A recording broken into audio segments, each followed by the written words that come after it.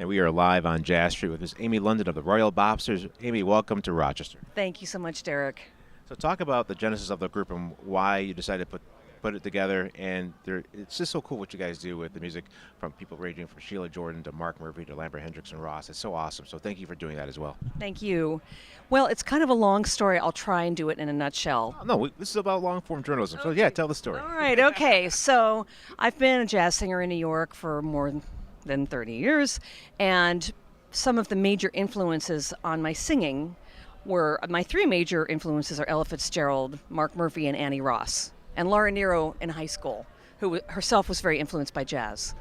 So when I got to New York, I really learned about Lambert, Hendricks, and Ross a lot, started singing along with their albums, and really fell in love with bebop singing and discovered Eddie Jefferson and the other people that write and sang vocalese that invented it. So I've also been a jazz educator for more than 30 years. I'm one of the founding members of New School University Jazz Vocal Department. The New School University Jazz BFA Vocal Jazz Department. I helped create that, and I'm also now at City College, part of CUNY Jazz House Kids with Christian McBride and Melissa Walker. I'm about to go to Italy for the Veneto Summer Jazz Workshop, and I also teach at Manus. I teach a lot.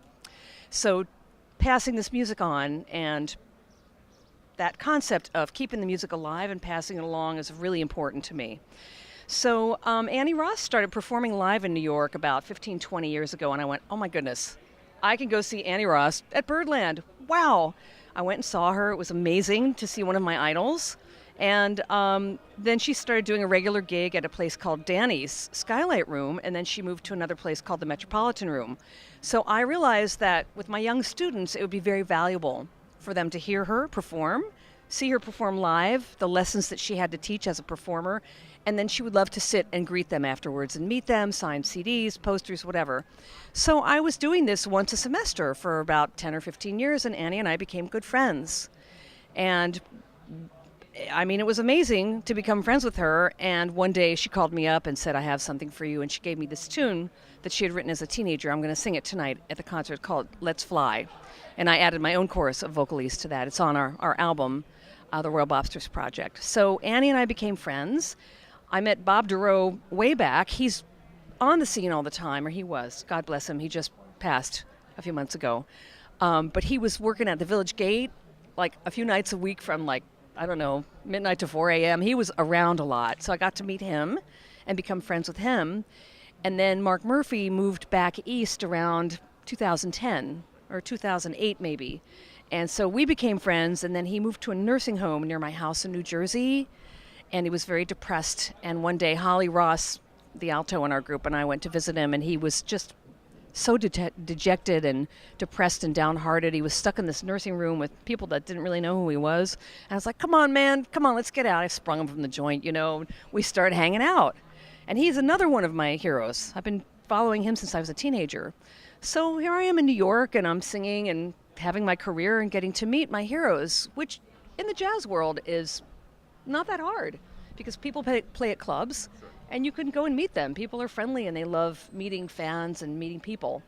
So we all developed all these friendships, and so Dylan Pramick, the bass in our group and one of two principal arrangers for us, had been a student of mine at the New School.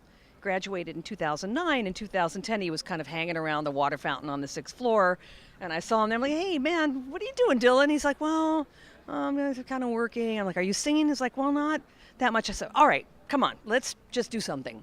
So he started writing arrangements for my jazz choir at the New School that I was teaching, and coming back to class as a ringer, like when a professional comes in and helps out. And he was bringing in all these great tunes, and he brought in Red Clay, which was a big hit for Mark Murphy. So in the meantime, I'm hanging out with Mark, and then I invited Dylan, and the three of us are hanging out, and I said, you know what? Why don't we do a project? And I said, Mark, would you like to do a concert with us? He said, sure. So we started with Red Clay. Holly came into the group as the alto. Dylan was the bass. I became the soprano, and we had about a dozen students, including the now very famous Jasmea Horn. She was in the original project. And we put on a concert in December of 2011, standing room only, packed house, really big hit. So after the concert was over, we kind of looked at each other and we went, let's go in the studio, let's make a recording. And Mark was all gung-ho for it. So we started in 2012, and we needed a tenor ringer.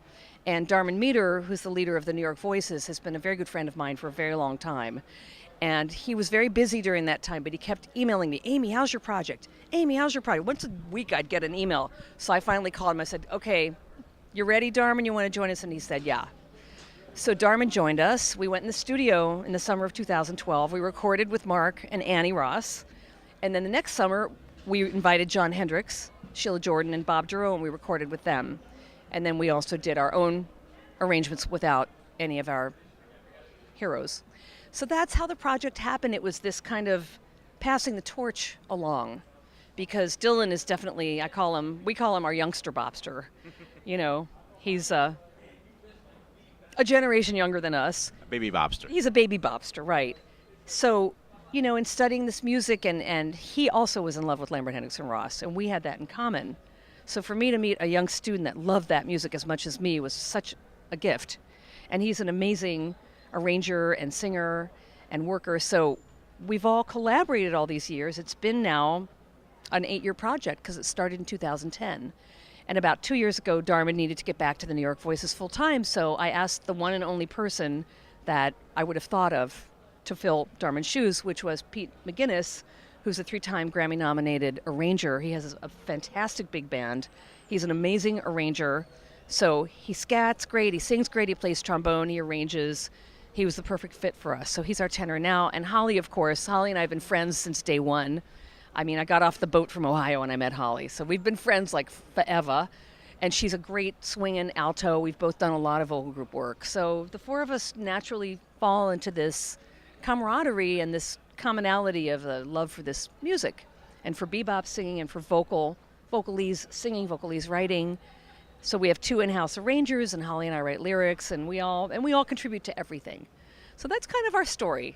It's been an 8-year process now. You're sticking to it. And I'm sticking to it. That's my story. I'm sticking to it. Speaking to Amy London here on Jazz 90.1, playing 2 shows tonight at Kilbourne at 6 and at 9. Amy, again, thank you so much for doing all the work you're doing, just as a performer, but also as an educator, most importantly, because we really appreciate you literally setting up the next jazz generation. You know, I'm going to put in a little plug. I just plugged the Royal Bopsters a lot, folks. Our CD is still for sale, and we're in the studio right now recording our second one. So that will be coming up, but I have to just put in a little plug for Jazz House Kids in Montclair, New Jersey. We have hundreds of children studying this music, playing it, learning how to improvise, learning how to play the changes, and some of them are so little, the instruments are bigger than them. And I just want to give a shout out to Christian McBride and Melissa Walker and thank them for creating that amazing school. And also a shout out for Jana Hertzen at Motema Music, who has been very supportive of us. That's the label we're on. As well as us, too. Thank you so much. Thanks, Derrick.